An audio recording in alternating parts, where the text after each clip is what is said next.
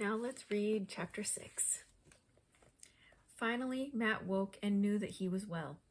His body was no longer on fire. He could open his eyes, and he saw that sunlight glinted through the chinks in the roof. All his familiar things were around him, the shelves with the pewter dishes, his jacket hanging on a peg. He felt as though he had been on a long journey and had come home. He must have slept through half a day and night. When the cabin door opened and the Indian entered, Matt hastily pulled himself up. Now, with clear eyes, he saw that there was nothing in the least strange about this man. He was dressed not so differently from Matt's own father, in a coat of some rough brown cloth and leggings fringed down the side. His face was smooth-shaven, and so was his whole head, except for one long black topknot. When he saw that Matt was awake, his stern face was lighted by a wide smile. Good. It was half word, half grunt. White boy, very sick. Now well. Matt remembered his father's advice. Good morning, he said respectfully. The Indian pointed a hand at his own chest. Sackness, family of Beaver, he said. He seemed to be waiting. I'm Matthew Hollowell, Matt answered. Good. White man leave you here? Just for a while, Matt told him. He has gone to get my mother. It did not occur to him to lie to this old man as he had to Ben. Moreover, he knew that there was something he had to say. He tried to find the right words. I'm grateful to you, he said finally. It was a very lucky thing you happened to find me. We watch. White boy very foolish to climb bee tree. So he had been right, Matt thought, that eyes were watching him from the forest. He was sure that the Indian had not asked him where he lived. They had brought him straight home to this cabin.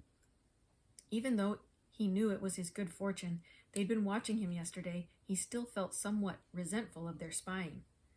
Abruptly, he swung his feet to the floor and winced as a sharp pain ran up his leg. The Indian noticed, and moving closer, he took Matt's ankle between his hands and pressed gently with his fingers. Is it broken? Matt asked. Nah, not broke. Mend soon. Sleep now.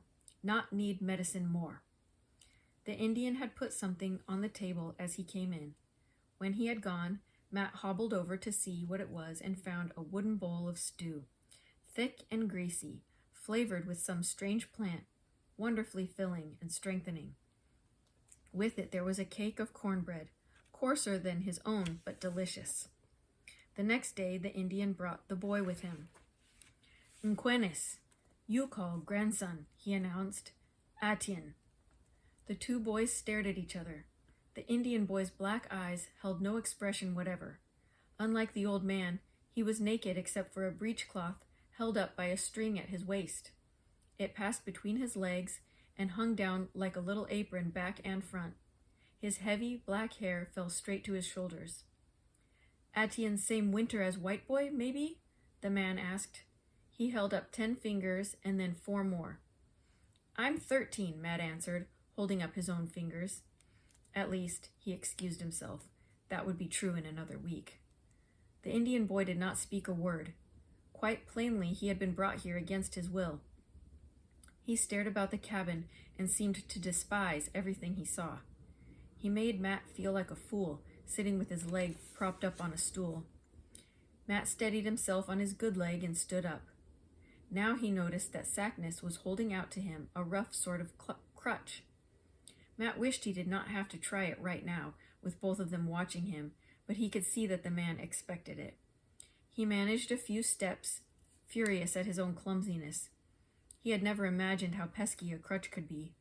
Moreover, although there was not the slightest change in the boy's face, Matt was sure that Atien was laughing at him.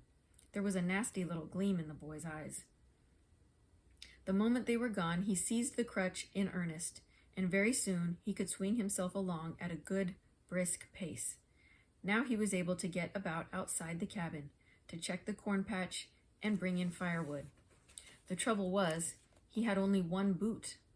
The woolen stocking his mother had knit for him was wearing thin. On the rough ground, it wore through in no time.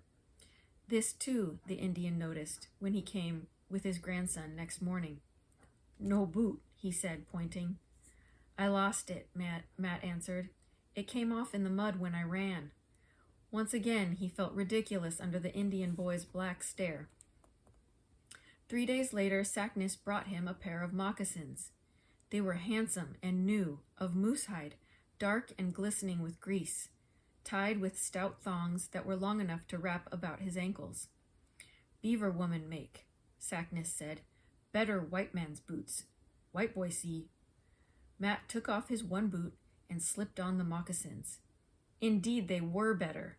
In fact, they were wonderful, not stiff like new leather boots, not knobby or pinching anywhere. Light as nothing at all when he lifted his feet. No wonder Indians did not make a sound when they walked in the forest. Shame suddenly flooded over Matt. This man had perhaps saved his life, had come bringing food and a crutch, and now these beautiful moccasins. It wasn't enough to just say an awkward thank you. He needed to give something in return. Not money. There were a few silver coins in the tin box, but something made him very sure that he could not offer money to this proud old man. He looked about him in despair. There was almost nothing of his own in the cabin. Then he spied the 2 books on the shelf, the only 2 his father had been able to carry into the wilderness. One was the Bible. He dared not give away his father's Bible. The other book was his own, the only one he had ever possessed, Robinson Crusoe. He had read it a dozen times, and the thought of parting with it was painful, but it was the only thing he had to give. He hobbled across the room and took it down from the shelf and held it out to the Indian. Saknis stared at it. "It's for you," Matt said. "It's a gift. Please take it."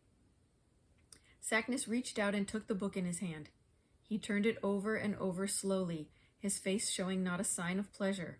Then he opened it and stood peering at the page. With shame, Matt saw that he was holding it upside down. He couldn't read. Of course he couldn't. Matt should have known that. He had made a terrible mistake and embarrassed the good man. He had heard once that the one thing an Indian could never forgive was a hurt to his pride. But he felt his own face burning. But Saknis did not look embarrassed. His dark stare went from the book to Matt's face. "White boy know signs?" he asked. Matt was puzzled. "White boy read what white man write here?"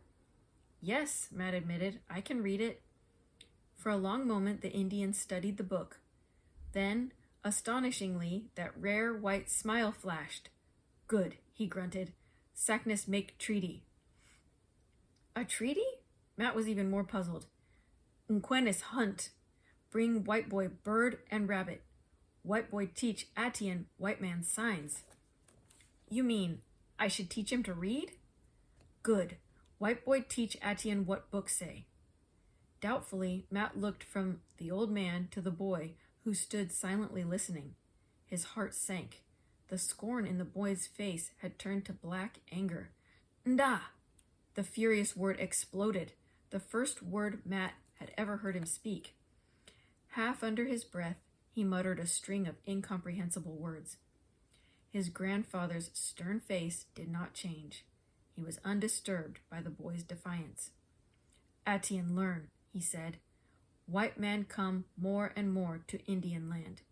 White man not make treaty with pipe. White man make signs on paper. Signs Indian not know. Indian put mark on paper to show him friend of white man. Then white man take land. Tell Indian cannot hunt on land. Atian learn to read white man's signs. Atian not give away hunting grounds." The boy glowered at his grandfather, but he did not dare to speak again. With a black scowl, he stalked out of the cabin. "Good," said Saknis calmly. He handed the book back to Matt. "Atian come Seba tomorrow."